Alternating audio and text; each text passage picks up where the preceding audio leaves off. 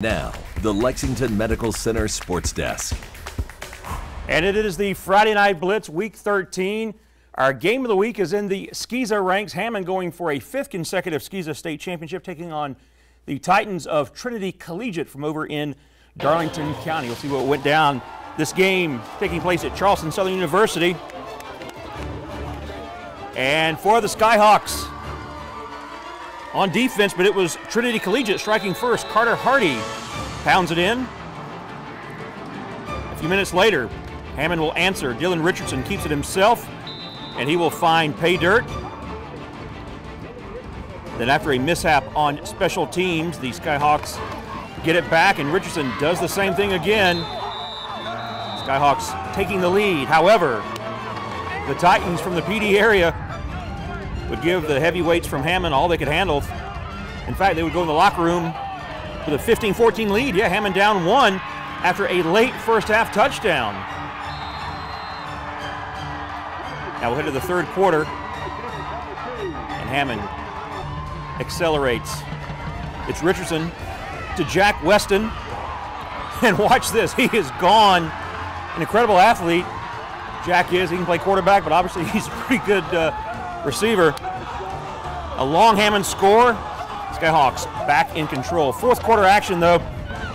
Richardson drops back, pump fakes, lofts it to Cam Scott. And that's a Hammond touchdown. Now the final seconds of the game. Commander's been the playmaker all year for Hammond. Michigan commit CJ Stokes caps things off with a touchdown. Hammond scores 34 points in the second half. Unanswered, mind you. And they complete the 5-peat, defeating Trinity Collegiate by a final of 48-15. It's their 19th state title overall and their 5th straight and first under that guy right there. Former Hammond assistant, former Heathwood Hall head coach. In his first year in charge of the Skyhawk program, John Wheeler taking over for Eric Kimbrey. Not a lot of people believed that they could do it without Coach Kimbrey, and for good reason, because of who Coach Kimbrey was. But it's still testament to Coach Kimbrey because of the culture he left behind with these assistant coaches and those players. They deserve all the credit, and that's God's honest truth.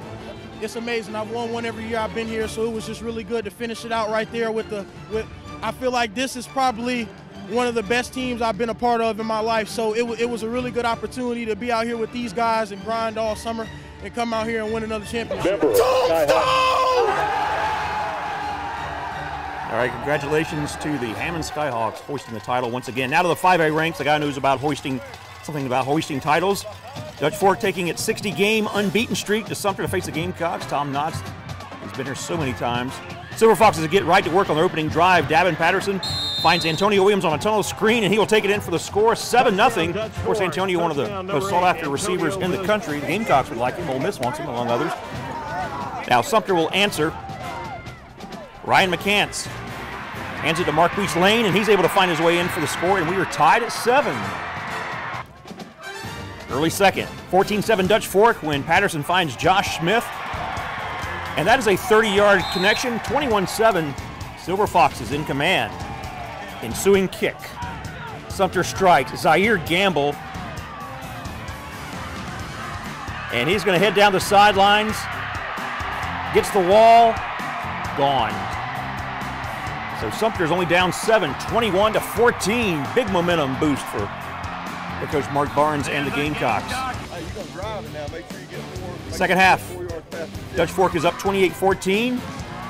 And Mark and the Gamecocks are going to go for it on 4th down.